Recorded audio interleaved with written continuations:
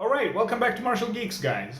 This is a long overdue clip from the live stream I had with Jamie Loves Martial Arts. It was super fun to do, and we talked a lot about Aikido and a bunch of other stuff.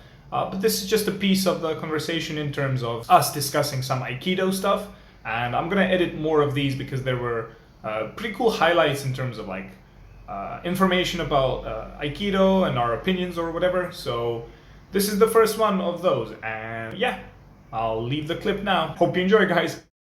As you said, if you're decoupled and you're just showing the Karagashi without the context, then no matter how good it is mechanically, that's a lower stat technique. I would say it's almost a different skill, right? Like if you have a mechanically perfect Kotagaishi, like that means that you're really good at applying Kotagaishi against someone who's not resisting. Exactly. Right? Exactly. And then there's a totally different skill of applying this against a resisting opponent. And that I think that sort of gets into the debate between Tamiki Aikido and other styles of Aikido. We get a lot of flack from the other groups of Aikido for having the sport element. And I think that it's just a fundamental, I think it's a misinterpretation of the times. And there's a party line that comes down from the Aikikai about what O-sensei wanted and stuff, and I don't know how accurate that is, because even when I go back and I read stuff, even stuff that comes from them, there's a lot of instances of O-sensei working with sumo wrestlers, of him working with baseball players. He didn't say to them, "Oh, stop doing sumo, stop playing baseball." That's not Aikido. He said Aikido is a universal concept that you can apply to these other things that you're doing, regardless of whether or not it's a sport. And Right. if you look into Jigoro Kano and what he was thinking, and Tamiki obviously trained with both of them, Right. Kano was looking to preserve the spirit of the Japanese martial arts. And he realized, I think very intelligently, that this could only be done through creating a combat sport that people could train and develop these coupled skills, right? He realized it needed to be coupled with live resistance, and that what was happening throughout this Meiji Restoration era is that as people stopped being able to fight and kill each other, that the skills would decline because there was no longer this legitimate testing ground for them. And it's also interesting because if you look at the history of O-sensei and then his teacher Takeda, right? Both of these guys, they got into a lot of fights. Yes. Takeda was just like killing people all over the place. And it's very interesting that now you get these lineages and they're like, no, like don't compete, don't do any sparring. And it's like, well, how do you think, do you want to just emulate the dead skills of these people, or do you want to actually emulate the conditions that gave rise to the skill that made them famous? And here's a perfect example, if I can interject. Of course. Look at Max Holloway. Yeah. Like for years now, he's been saying, I don't spar anymore. I don't spar. I don't do this. From his perspective, that's totally fine because he's clogged in insane amount of hours sparring. And when you look at like O-sensei, he's fought, he's done the work, and it's just a natural progression that he took. So it's like, are you copying where he is during that period, or are you trying to emulate the journey? Because if I want to be good like Max Holloway, I'm not going to stop sparring. That's copy. I think it's also a matter of definitions there too. So, I for a while I was training with Glover Teixeira and his fight team. When I lived in Danbury, I would train with them, and we used to do a lot of really, really hard sparring, like, give you concussions, make you piss blood, that type of stuff. And wow. What I realized sort of towards the end of it is like, I gained a lot from it. I'm also lucky because, I was pretty skilled, so I was able to not rack up too many injuries. Not die. I had a friend who got knocked out like 3 times while we were training there. I was like, maybe you should just stop coming. Like, uh, but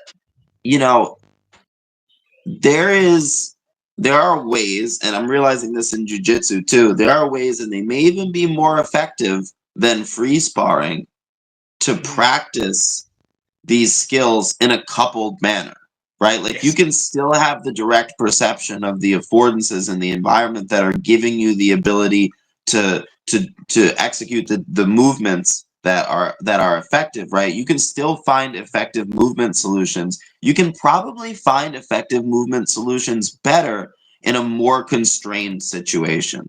So like, let's say you want to get good at, kotagaishi, right? Start with the grip. Do rounds where you're starting with that grip.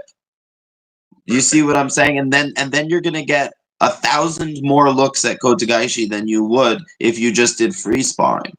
And if you make your opponent aware that you're looking for kotagaishi, they're able to give you much more cognizant resistance, and that increases your skill development too. Now you're not just getting good at doing kotagaishi against somebody who's not expecting it, you're getting good at doing it on the person who is expecting it, which adds another layer of development. So when you add these constraints in, so Max Holloway says he doesn't spar. I guarantee you he's doing a lot of live drilling, and it's safer, it's more constrained, and it's providing him a richer environment to learn than that free sparring would.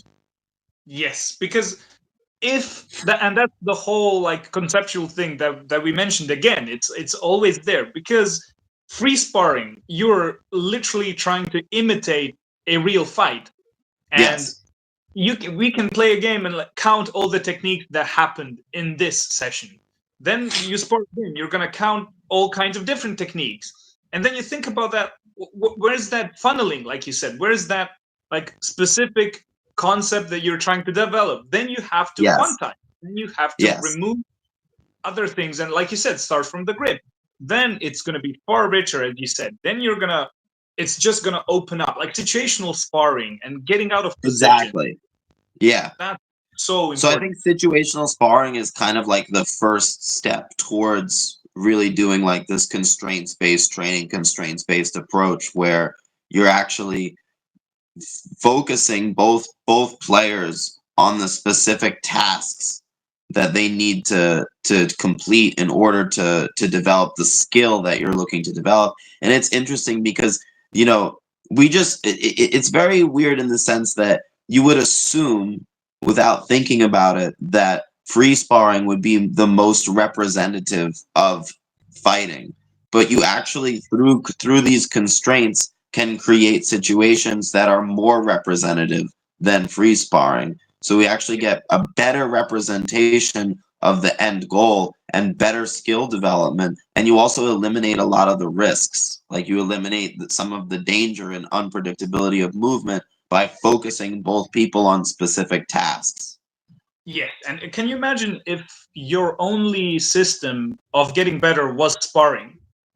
Just sparring. Like, you're gonna be horrible because you're even gonna learn bad habits, and then you're gonna have to unlearn them from so it's so important to properly... Well, that's the thing is it's system capture in the sense of if you're just sparring, it's also a matter of who you're sparring with, right? Like let's say you're just sparring and the person's untrained. You're gonna drop to that level in terms of you're only gonna learn to do things that allow you to beat that person and survive those sparring matches. It's not actually going to give you the ability to rise to fight somebody who's better. So if instead you take that person and you say, listen, I want you to just throw jabs and I'm just going to work on getting around your jab, right? You could actually develop a lot more that way with the same barely trained person, right? By playing very specific targeted games, you're going to get more skill development than just free sparring, I mean, I think the only thing worse than somebody who just does free sparring is somebody who just does technique and no sparring. right? Yeah. So either Yep. thing in isolation doesn't really work very well. What you really want is these targeted games, and I think that exposes this aspect of it being an endowment, right? So when you focus in on these very targeted games, then you start to intuitively and naturally develop effective movement solutions for the situations that you're ending up in. And this is where a good coach and good coaching and thoughtful coaching comes in that these people can look at the sport or fighting in its essence, right, at the highest level, and say, okay, these are the situations that these people are getting in. These are the places they are finding themselves in. This is where they're winning or losing. These are the critical elements, right? And then create specific sparring situations, specific live training games that really get you to to focus in on what is the critical factor in a particular situation that makes the difference, right? Yes, 100%. Like that's, and even if now you just made me think. I remember, I think John Danaher had a video on like standing wrist locks, and if I recall, I might be wrong, but I don't recall him ever saying something like, "It sucks, it doesn't work," or "It's never gonna work." From what I remember, he said it's just the same thing about facilitating that technique is Yes. where the problem lies. Yep. It's not about the technique itself. It's just that that area is underdeveloped in most people, and even Yep. people who like main Aikido branch or even like traditional Chin-Na practices that don't have these systems in place or don't spar. That's the problem.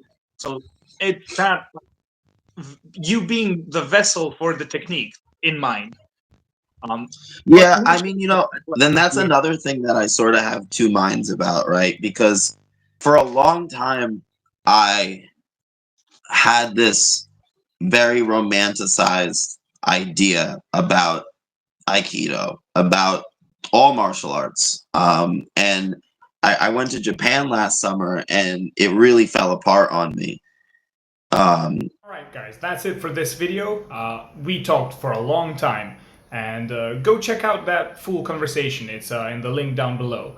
It was super fun, there's cool stuff there to unpack. So yeah, hope you enjoyed this clip, and yeah, take care and thanks for watching guys.